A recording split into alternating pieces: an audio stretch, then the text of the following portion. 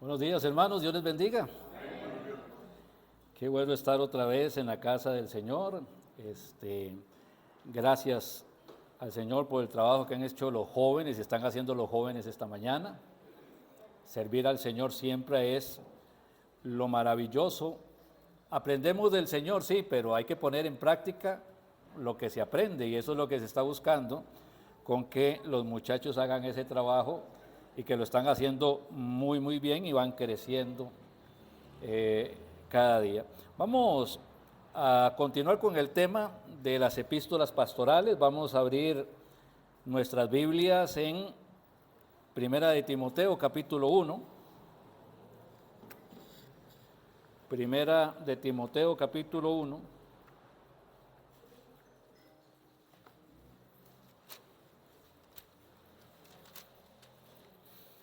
Hemos estado orando esta semana sabiendo que este mensaje es para alguien y tal vez ese alguien es usted, tal vez es usted el que lo necesita.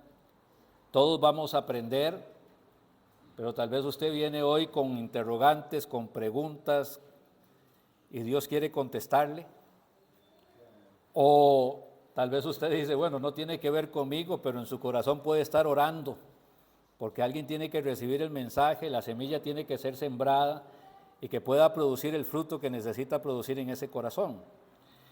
Vamos a ver entonces Primera de Timoteo, vamos a entrarle a lo que sería del verso 8 al 11, y viendo que el verso clave del texto es el 8, vamos a leer esos versículos. Dice, pero sabemos que la ley es buena si uno la usa legítimamente. Conociendo esto, que la ley no fue dada para el justo, sino para los transgresores y desobedientes, para los impíos y pecadores, para los irreverentes y profanos, para los parricidas y matricidas, para los homicidas, para los fornicarios, para los sodomitas, para los secuestradores, para los mentirosos, para los perjuros y para cuantos se opongan a la sana doctrina, según el glorioso evangelio del Dios bendito que a mí me ha sido entregado. Y empieza diciendo que la ley es buena. Ahora, ¿a qué se refiere con ley? ¿A cuál ley? La ley de Dios, la ley divina. Los 10 mandamientos expresados en 613 mandamientos a lo largo de las Escrituras. Porque dice, por ejemplo, para los fornicarios, pero por ahí que haya algún vivillo que diga, es que lo que yo estoy haciendo no es tan fornicario como aquello, el Señor explica varias veces tipos de fornicación y dice, esto no, esto no, esto no y esto tampoco. Y sin embargo, todo esto que el Señor lo dice a través de las Escrituras, cada persona lo tiene sembrado en su corazón. No se necesita una Biblia para saber que esto es malo y que esto es bueno. Ya lo sabemos. La ley es buena, la ley es buena. Pero dice que, pero sabemos que la ley es buena si uno la usa legítimamente. El problema es que hay personas que no la van a usar legítimamente, sino que van a tratar de aprovecharse de la ley para beneficio personal. ¿Okay? La ley es buena, pero el uso incorrecto de la ley daña a los nuevos creyentes, daña a los creyentes perezosos que no les gusta estudiar la palabra del Señor, entonces constantemente son engañados, daña a los evangelistas que salen con un evangelio que no confronta con el pecado, sino que más bien parece que están sobornando a las personas para que reciban a Cristo. Mire, si usted recibe a Cristo, su esposo se va a convertir. Si usted recibe a Cristo, su hijo va a dejar las drogas. Si usted recibe a Cristo, su mamá se va a sanar. Eso no es el evangelio. Eso es querer sobornar a Dios. Señor, si mi mamá sana, entonces yo te recibo y me entrego. Se recibe a Cristo porque hay un corazón arrepentido. Pero bueno, alguien cambia el evangelio, toma la ley que es buena y la usa de forma incorrecta, dañando entonces a las personas que lo están escuchando. Porque siempre, hermanos, dice la palabra del Señor, ahorita les leo un texto, siempre ha habido falsos maestros, siempre ha habido falsos profetas. Algunos falsos maestros son ignorantes, orgullosos ignorantes. Predican la palabra del Señor solamente para ser vistos o aplaudidos, pero son malos estudiantes, ignoran hasta lo que están enseñando. Son como periquitos, lo único que hacen es repetir lo que al otro le sirvió. Y hay otros que son malos maestros porque realmente son malas personas. Están engañando al pueblo, pero lo están engañando sabiendo lo que están haciendo. Entienden que están haciendo un daño y quieren sembrar en el corazón doctrinas destructoras para que esa persona se destruya, para que su familia se destruya, para que todo se destruya a su alrededor. Y les leo lo que dice Primera de Pedro, capítulo 2. Voy a leerles del verso 1 al verso 3. Primera de Pedro, capítulo 2, del verso 1 al verso 3, dice la palabra del Señor. Pero hubo también falsos profetas entre el pueblo, como habrá entre vosotros falsos maestros. ¿Lo advierte o no lo advierte el Señor? Segunda de Pedro, tal vez.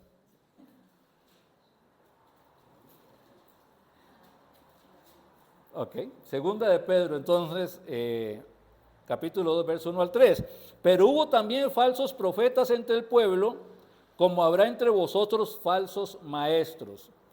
El Señor lo está advirtiendo. Van a haber falsos maestros. Y usted tiene que aprender a identificar el que es falso del que es verdadero. Nadie lo va a poder hacer por usted. Esto va a ser su responsabilidad. Dice que introducirán encubiertamente, nadie se da cuenta, herejías destructoras. ¿Qué es una herejía destructora? El propósito de la iglesia es predicar a Cristo. Amén. Que la gente venga a los pies de Cristo. Amén. O que la gente se haga millonaria.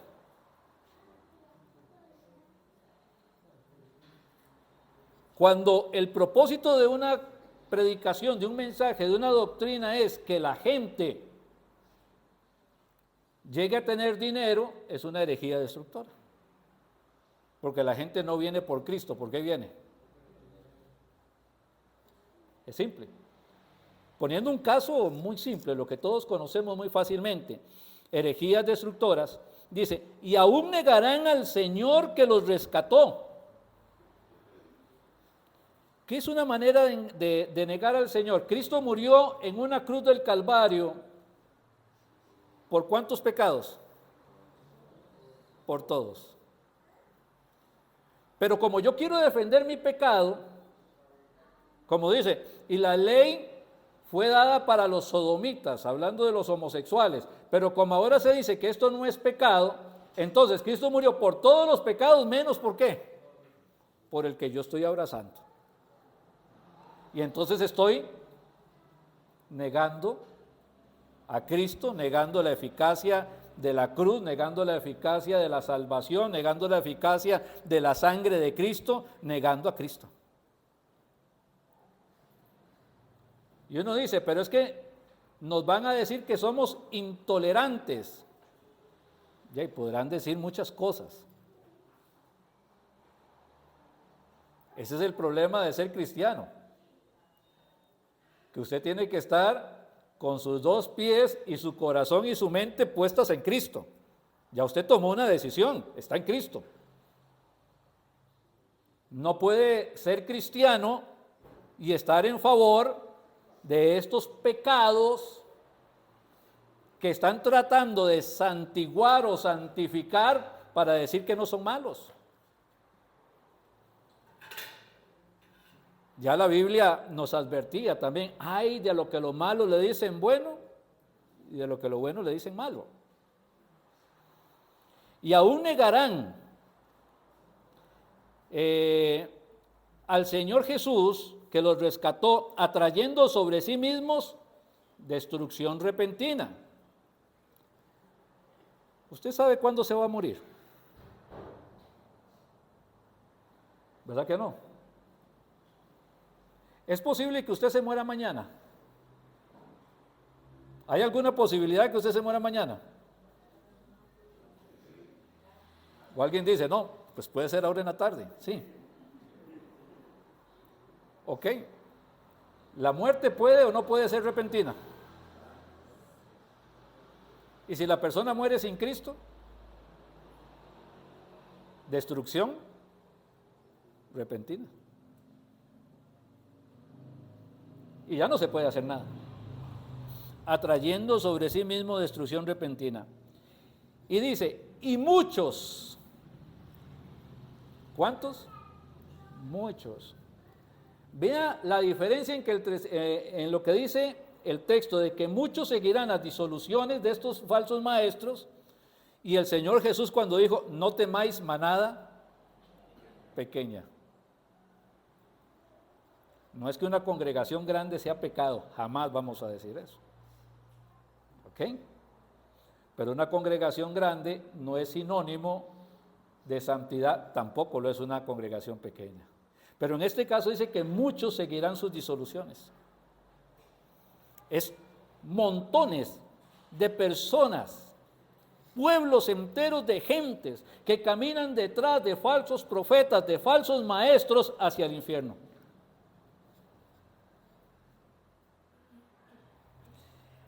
Dice, y muchos seguirán sus disoluciones, por causa de los cuales el camino de la verdad será blasfemado.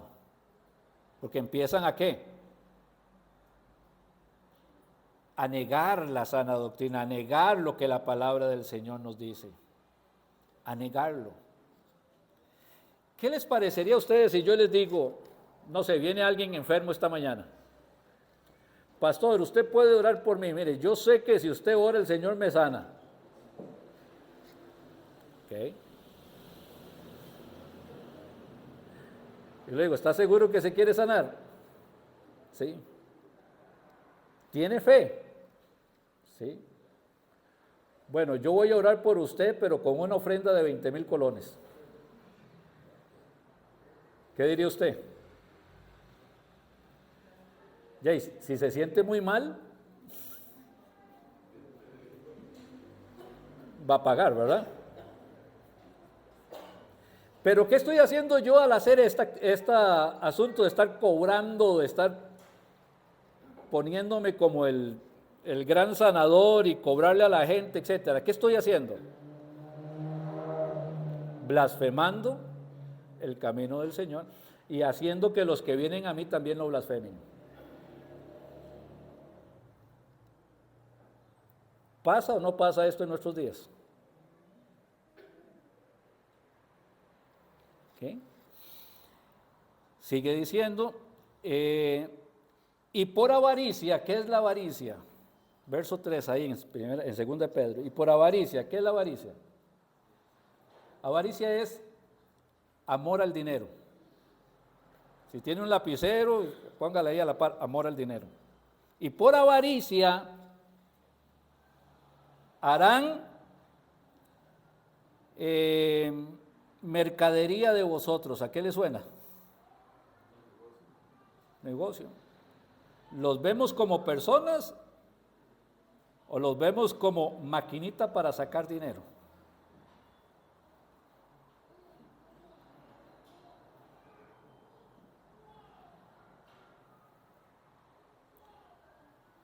Con palabras fingidas. O sea, nadie lo va a decir tan descaradamente, ¿no? Alguien se acercará y dirá, el Señor me reveló esta mañana porque yo estoy con el Señor todas las mañanas, conversamos, tenemos una cercanía, el Señor y yo somos amigos. Y el Señor me reveló esta mañana que un miembro de la congregación tiene $10 para mí.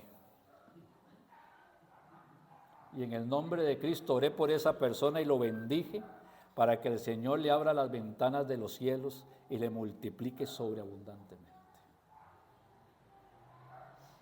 Pero el Señor no quiere que lo que se hace con la derecha se dé cuenta a la izquierda, así que tiene que hacerlo en el secreto para que no se llene de vanidad.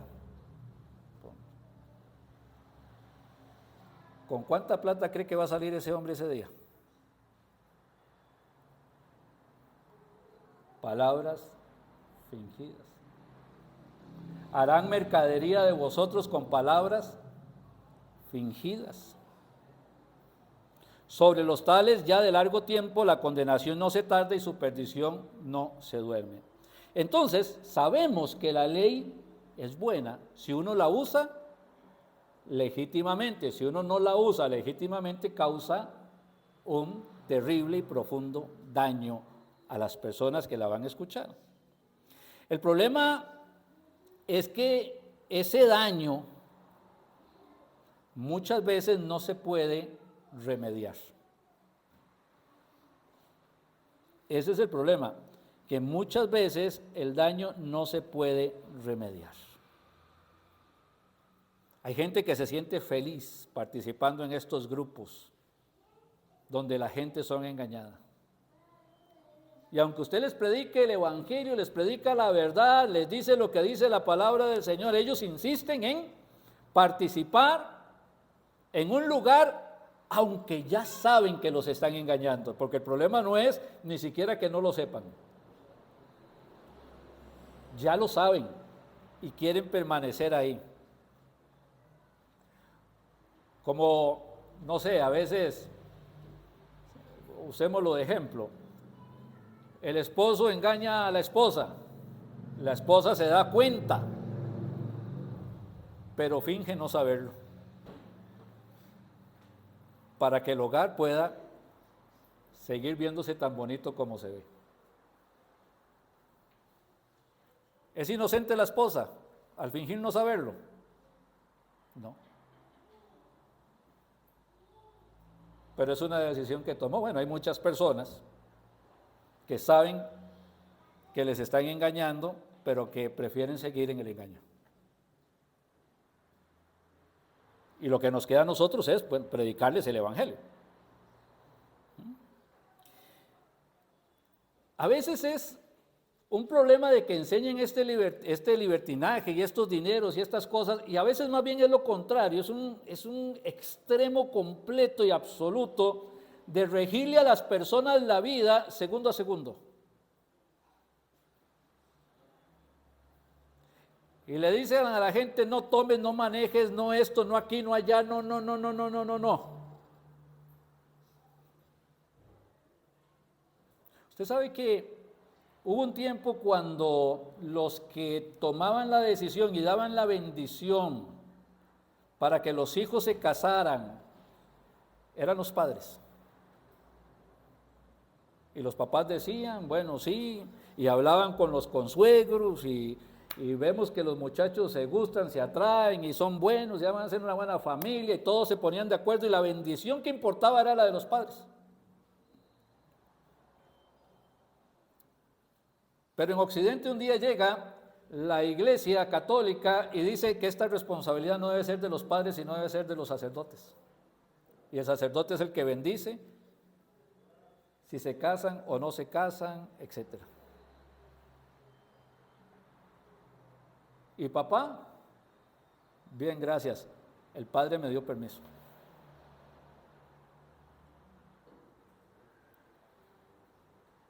Y la iglesia, que se tiene que meter en cuestiones de salvación, de moral, etcétera, ayudar a crecer espiritualmente a la gente que cree en Cristo, se mete a regir la vida de las personas. Y uno dice, bueno, entonces dejo el catolicismo y me hago evangélico. En algunos lugares peor. ¿Ok?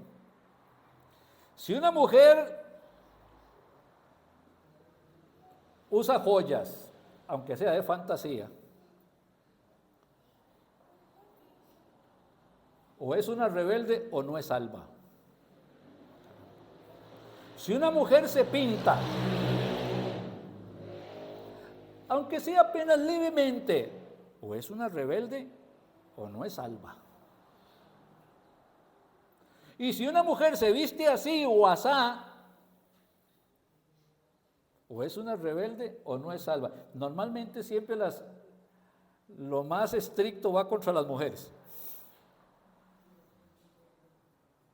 En las iglesias evangélicas, normalmente son las mujeres, ¿verdad? Sacan los versículos de contexto, ¿verdad? Y las atacan como si el Señor no le dijera lo mismo a los hombres.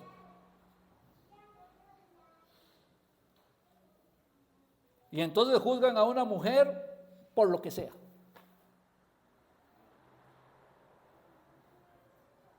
Pues eso también está mal.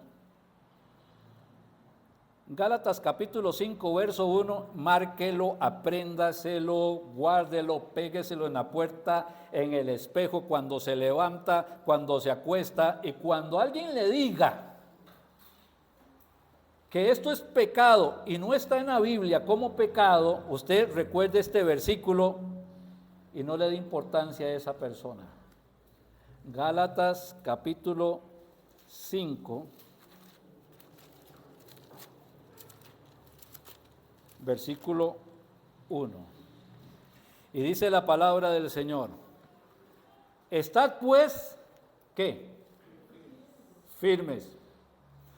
Porque hay gente que lo va a tratar de empujar. Hay gente que lo va a tratar de disuadir.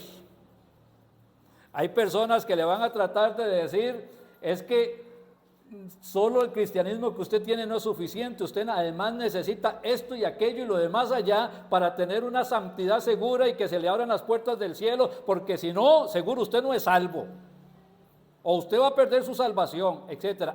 Estad pues firmes con la libertad con que Cristo os hizo libres, y no estéis otra vez sujetos al yugo de esclavitud.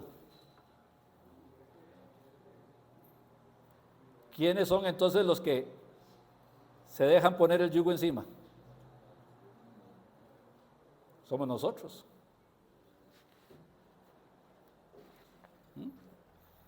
Somos nosotros. Bueno, entonces sabemos ya, la ley es buena si se usa legítimamente. ¿Y por qué es buena? O sea, ¿cuál es el propósito de la ley? ¿Cuál es el propósito de la ley? Bueno, es buena porque nace del corazón de Dios y Dios es bueno. Nada que salga de Dios es malo, es bueno, es perfecto, es absoluto, no cambia con el tiempo, es atemporal, o sea, no lo rige el tiempo, Dios no se rige por modas.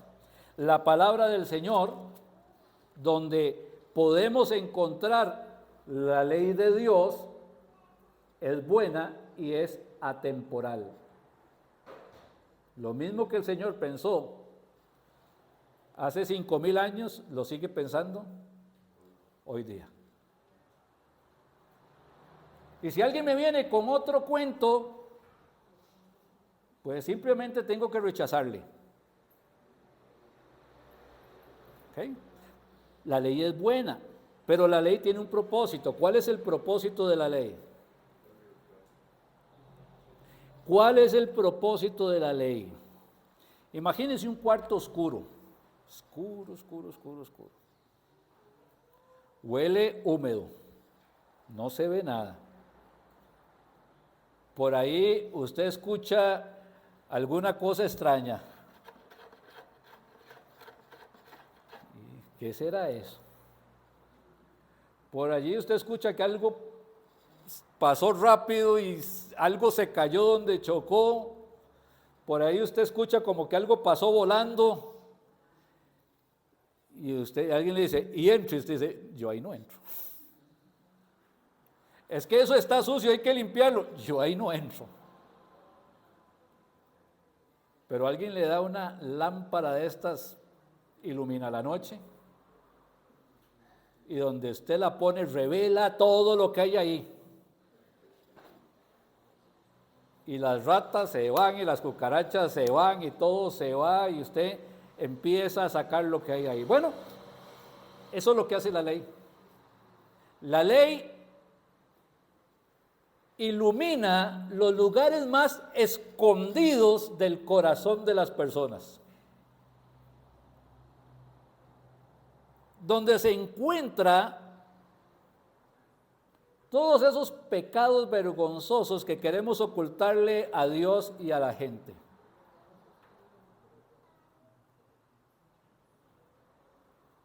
Con el propósito de que la gente no solamente sepa que es pecadora, sino que se sienta pecadora. Porque yo puedo decir, sí, yo sé que soy pecador, pero me siento pecador. Entonces la ley confronta al pecador, haciéndole que mire la inmundicia de su corazón, con el propósito de guiarlo al arrepentimiento. Entonces, cuando se empieza a evangelizar, se empieza alumbrando el corazón de esa persona, hablándole a la conciencia más que a las emociones. Se le alumbra el corazón. El Espíritu Santo, cuando eso sucede, empieza a convencer a la persona y le dice, ya reconociste que es malo. Ya usted reconoció que usted es malo, que lo que usted está haciendo está mal, que no importa si la sociedad lo acepta, que si usted sigue por ese camino va a morir en condenación, se va a ir al infierno y no hay absolutamente nada que se pueda hacer.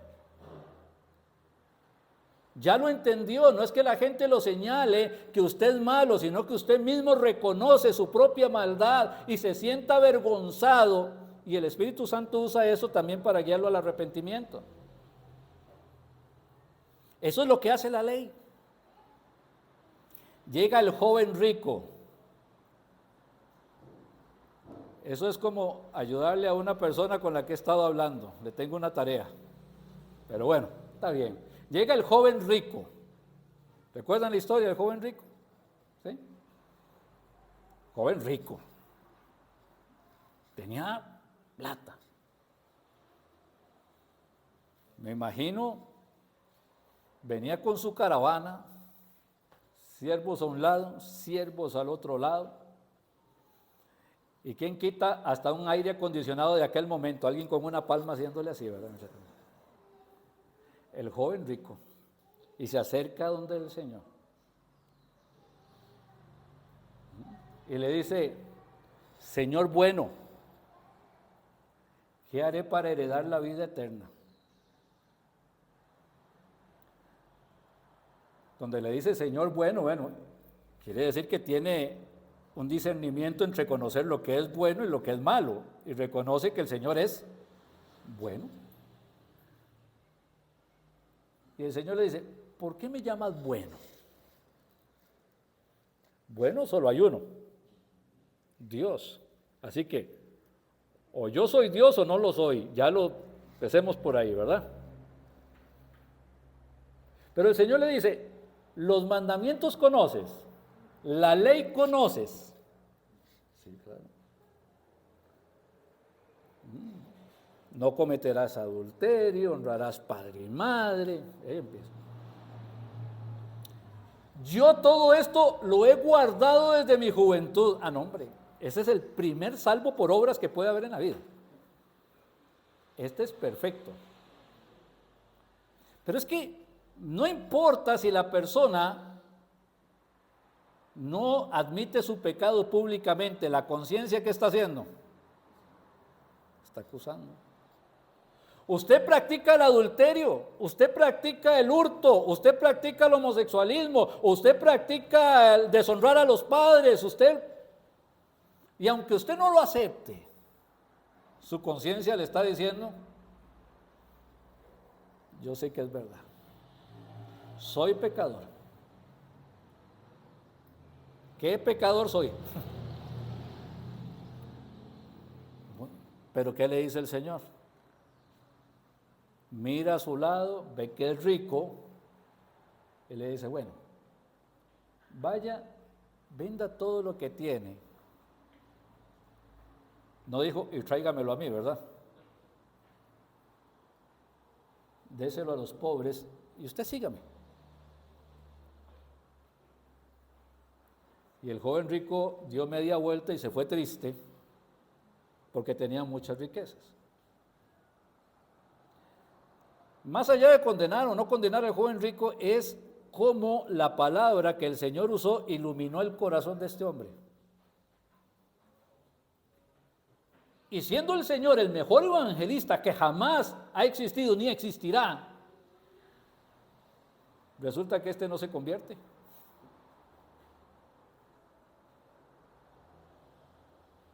Porque al final la persona tiene que tomar una decisión, como dijo el apóstol Pablo, y no fui rebelde a su llamado. Por eso es que la ley, el uso de la ley es para eso, no es para el justo, dice la palabra del Señor. El uso de la ley es para toda esta lista que dio, dice, para los transgresores y desobedientes, para los impíos y pecadores, muy general, y empieza a hilar más delgado. Para los irreverentes y profanos, para los parricidas y matricidas, para los que matan al papá o matan a la mamá, para los homicidas, ya estos matan parejo, para los fornicarios,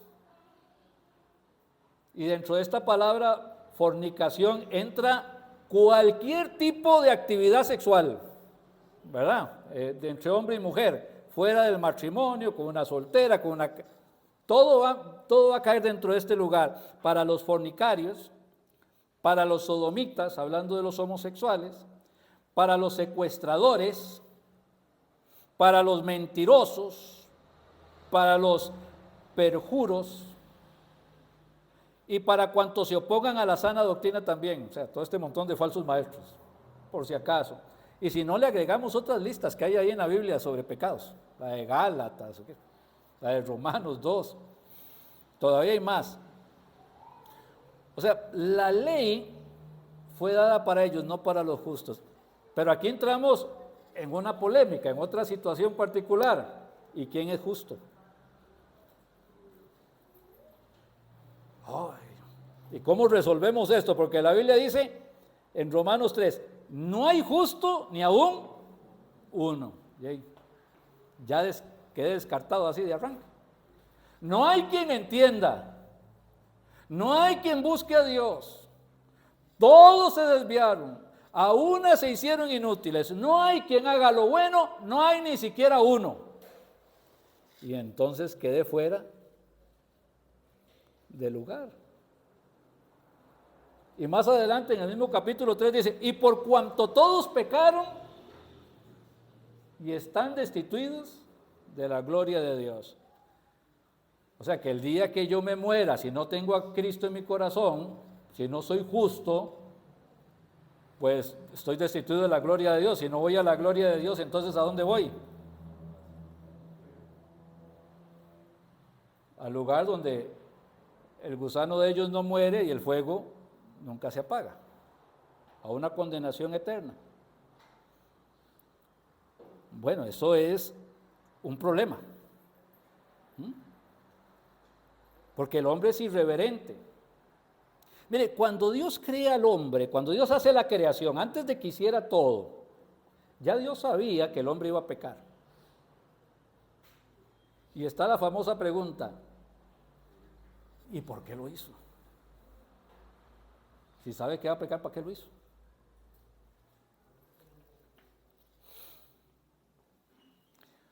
Cuando me casé, yo siempre lo uso así y siempre hablo de mi matrimonio para no atacar ningún otro. Pero es que es un ejemplo bíblico hablar del matrimonio. Entonces, cuando yo me caso, una de las cosas que yo quería ver era a una sonita chiquitica caminando por ahí. Y a un Ronita pegando brincos por ahí. ¿O no? Usted se casa con la ilusión, ¿verdad?, de ver sus hijos, sus hijas. Ah, pero usted sabe que esa sonita chiquitica, ese Ronita el chiquitico que anda por ahí y sus descendientes posteriores, ay, van a ser más de una. Van a pecar, se van a equivocar, nos van a dar dolores de cabeza. Nos van a hacer tener que visitar el psiquiatra. ¿Lo sabemos o no lo sabemos? ¿Y quién evita que nazcan los niños entonces? Si sabemos, ¿por qué los tenemos? Porque aún sin conocerlos ya los amamos. Dios nos amaba desde antes de la creación. Y Dios hace la creación porque ya la amaba. Porque Dios es amor. Y sabiendo que el hombre iba a pecar, determinó una manera para salvarle. Sabiendo que el hombre iba a ser injusto, que iba a ser pecador, que iba a hacer todo lo malo que hemos leído, el Señor les iba a dar redención, les iba a dar salvación, iba a encontrar una fórmula para que el pecador injusto pudiera ser justificado. ¿Y desde cuándo decide Dios esto? Esto es maravilloso. No importa cuántas veces lo diga, sigue siendo maravilloso. Desde antes de la fundación del mundo. Así lo dice la palabra del Señor. Desde antes de la fundación del mundo. Primera de Pedro, capítulo 1. Primera de Pedro, capítulo 1.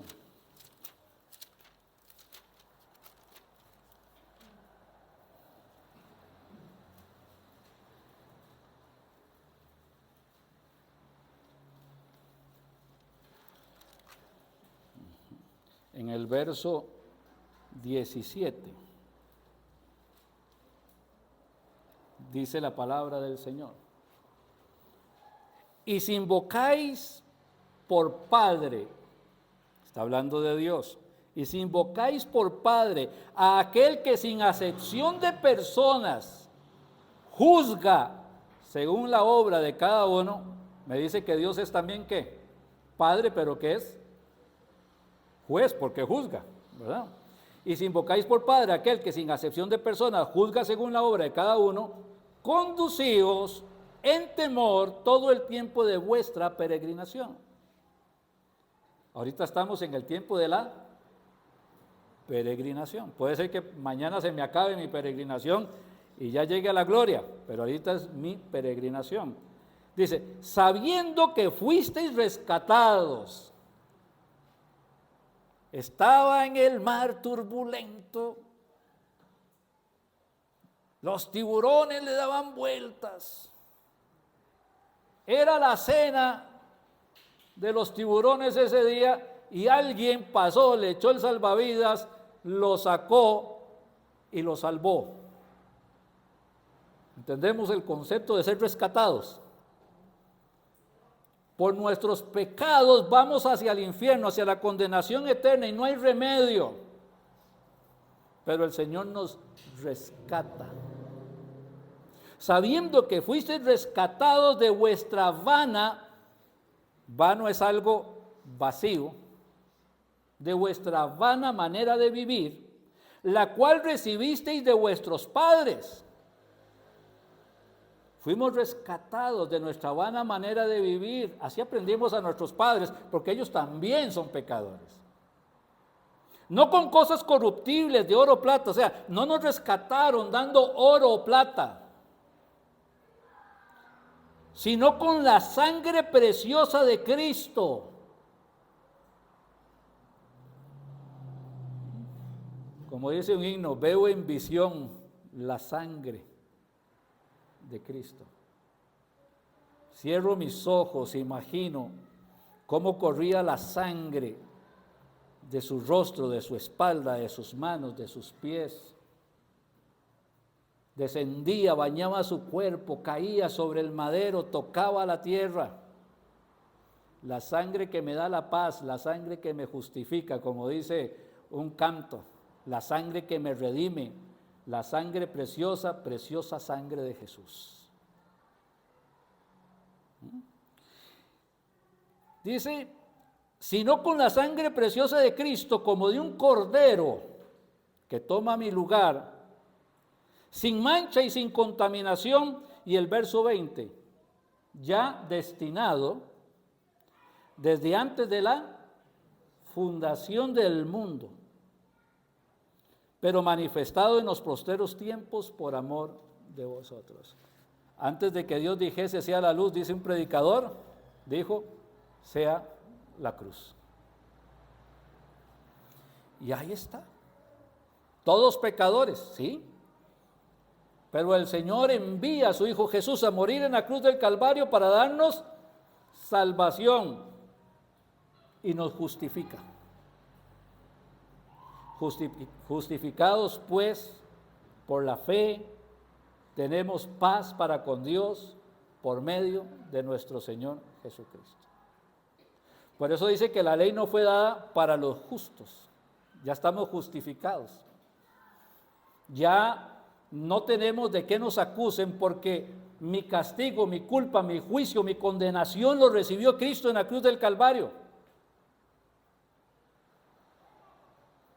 A todos los que le recibieron, su juicio, su condenación, ya se llevó a cabo en la cruz del Calvario. A los que creen en su nombre, fue liberado de la condenación eterna del infierno mismo por el juicio que se llevó a cabo en la cruz del Calvario. A esos que creyeron, a los que creen en su nombre, que fueron llamados hijos de Dios, son los que la Biblia dice, justificados pues por la fe, tenemos paz para con Dios por medio de nuestro Señor Jesucristo. Amén. No es que yo no fui a juicio, hubo un juicio en la cruz y Cristo tomó mi lugar. Pero hay gente que no lo recibió. Hay gente que se negó, hay gente que se rehúsa, hay gente que endureció su corazón. Hay gente que decidió darle la espalda a Dios, ignorar a Dios. Para ellos va a haber un juicio. Como dice Apocalipsis, y los libros fueron abiertos. Y fueron juzgadas las personas por las cosas que estaban escritos en los libros. Y el que no se halló inscrito en el libro de la vida fue lanzado al lago que arde con fuego y azufre, que es la muerte segunda. Pero ¿por qué yo no voy a estar en ese juicio del trono blanco? Porque yo estuve en el juicio de la cruz. Cristo tomó mi lugar. Ya lo recibí como Salvador. Por eso soy salvo. Por eso he sido justificado. Y no solamente al ser justificado, soy bendecido de no ir a la condenación, sino que el Señor hace morada en mí porque sabe que yo solito no puedo. Porque sabe que yo solito soy torpe. Porque sabe que yo solito me tropiezo con cualquier tentación que el diablo ponga en mi camino. Porque sabe que yo solito voy a fracasar muchas veces al día.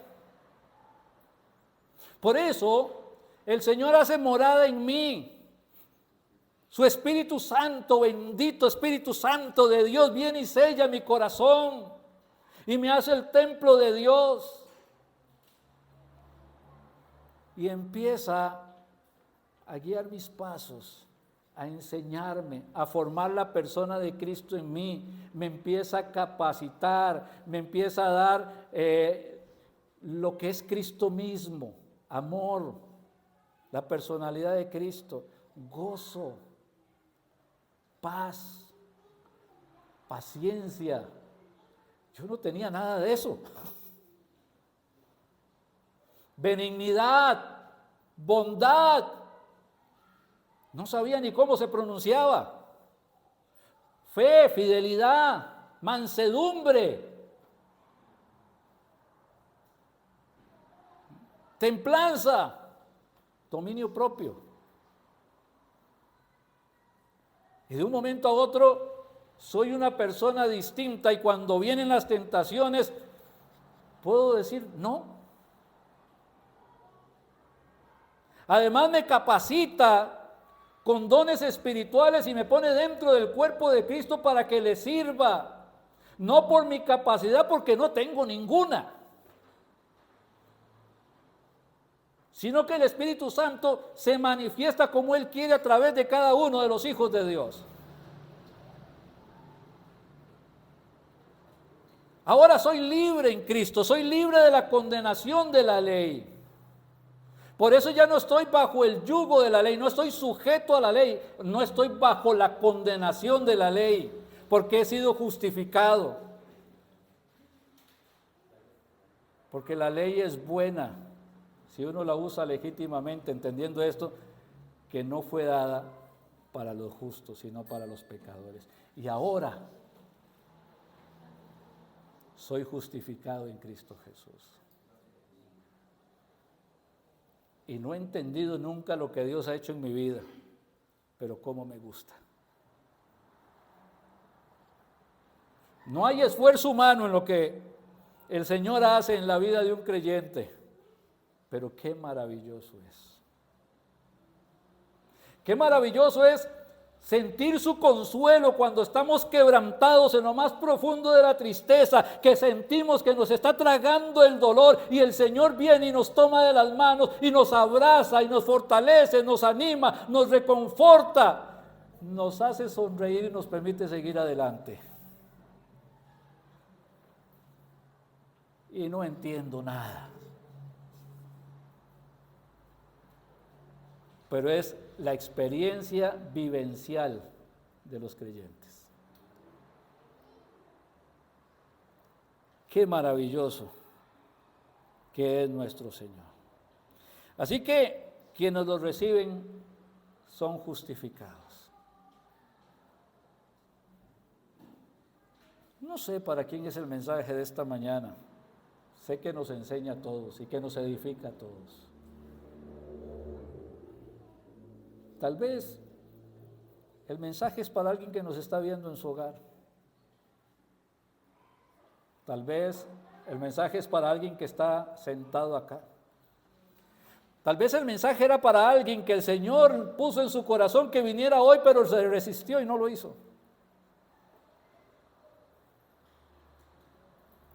Pero ¿cómo le he pedido a Dios que este mensaje quede sembrado en el corazón de esa persona? Y que llegue a producir el fruto que necesita. Tal vez hoy para algunos fue un mensaje para salvación, pero para otros para restauración, porque no está solo, nunca ha estado solo y jamás estará solo, porque si usted es creyente, el Señor camina con usted. En el valle de sombras de muerte, el Señor camina con usted. Cuando las cosas se complican, el Señor está allí. Cuando parece que nada resulta, el Señor siempre le va a bendecir. Y nos ayuda a tener fe, a confiar, a levantarnos y sacudirnos del polvo, del miedo, del temor, de la desesperación y decir, todo lo puedo en Cristo que me fortalece. O tal vez el mensaje es para alguien que se sigue preguntando, el Señor me está llamando a servirle, voy, no voy. Pesa todo lo que tiene que dejar, pero sigue sintiendo el llamado de Dios. Poco a poco sabe que se tiene que desprender de eso por fabuloso que sea y aunque no sea pecado, porque el Señor le tiene un trabajo mayor, un trabajo glorioso, ser su embajador, ser su predicador, ser el que lleve el evangelio para que muchas almas se conviertan. Y tiene que dejar padre, madre, tiene que dejar su profesión, su trabajo, porque tiene que seguir el camino que el Señor le está llamando. Y tal vez el mensaje fue para usted. en la situación en la que usted se encuentra hoy, no la sé. Pero esperemos que la semilla que fue sembrada produzca fruto y fruto en abundancia. Vamos a orar.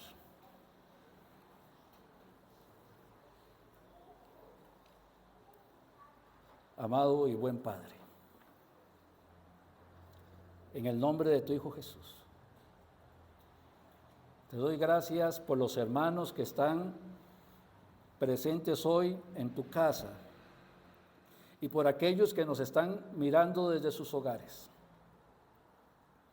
Que la palabra que se ha enseñado, que se ha mostrado, que nos has dado en esta hora, no regrese vacía.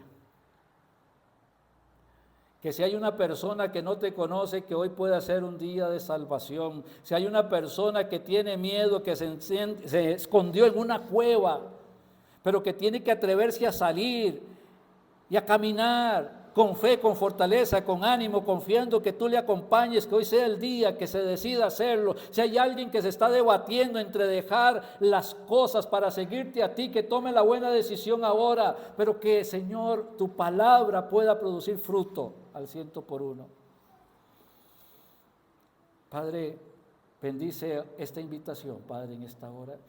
Todos en oración, ore por usted mismo y si no, pida por alguna persona que pueda escuchar esta invitación. Si usted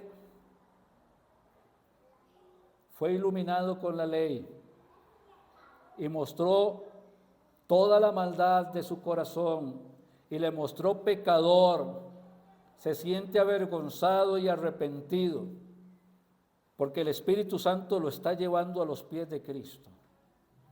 Para ustedes esta invitación. El Señor dijo, a pesar de todo esto, venid a mí, los que estáis trabajados y cargados, y yo os haré descansar.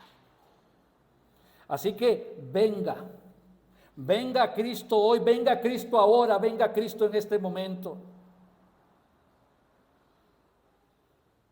Reconozca su pecado, pídale perdón y reciba a Jesucristo como Salvador. Haga de su corazón un altar y dígale, Señor, reconozco que he pecado contra ti. Tu palabra ha iluminado mi corazón y he visto mi maldad. Sé que si me muero me condenaría, pero ahora entiendo que enviaste a tu Hijo, murió por mí, para que pueda tener perdón de pecados y vida eterna. En este momento recibo a Jesucristo, tu Hijo, como mi único y suficiente Salvador y como el Señor de mi vida. En este momento recibo a tu Hijo Jesucristo como mi único y suficiente Salvador y como el Señor de mi vida. En este momento recibo a tu Hijo Jesucristo como mi único y suficiente Salvador y como el Señor de mi vida. Gracias, Señor. En Cristo Jesús. Amén. Y amén.